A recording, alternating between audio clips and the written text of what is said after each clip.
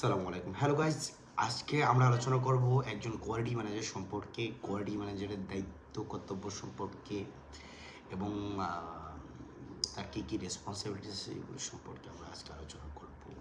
ধরুন আপনি যদি একজন পূর্ণ কোয়ালিটি ম্যানেজার হতে চান তাহলে আপনার ভিতরে কোন যোগ্যতাগুলো থাকতে হবে সেগুলো সম্পর্কে আসলে আজকে আলোচনা। যদি আপনি কোয়ালিটি রাজ্যের রাজত্ব নিতে চান তবে কোয়ালিটি পজিশন আপনার জন্য standard operating system, SOP, AQL, defect analysing and final audit সব কিছু আপনার কাঁধে। সুতরাং আগে আমরা জেনে নিই কিউএম কি। এর পূর্ণাঙ্গ নাম হলো কোয়ালিটি ম্যানেজার। কিউএম এর ফুল নাম হলো কোয়ালিটি ম্যানেজার। সুতরাং গার্মেন্টস শিল্পে কিউএম হলেন সেই ব্যক্তি যিনি পুরো প্রোডাকশন প্রসেস কোয়ালিটি অ্যাসিউরেন্স এবং কন্ট্রোল নিশ্চিত করেন। তিনি একটি ইউনিট বা ফ্যাক্টরির কোয়ালিটি ডিপার্টমেন্টের প্রধান হিসেবে দায়িত্ব পালন করেন। কোয়ালিটি এর কাজ কি?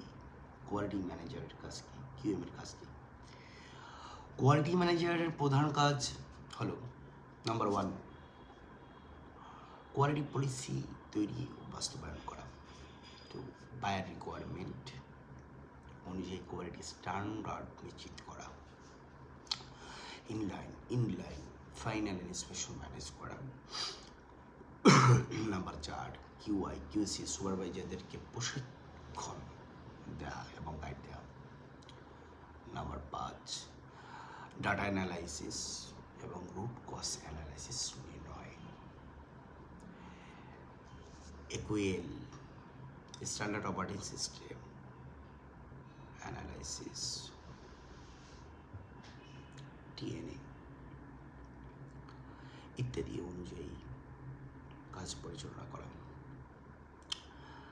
বায়ার কিউএ টিমের সাথে কোঅর্ডিনেশন করা। Reject, alteration, repair garments manage করা।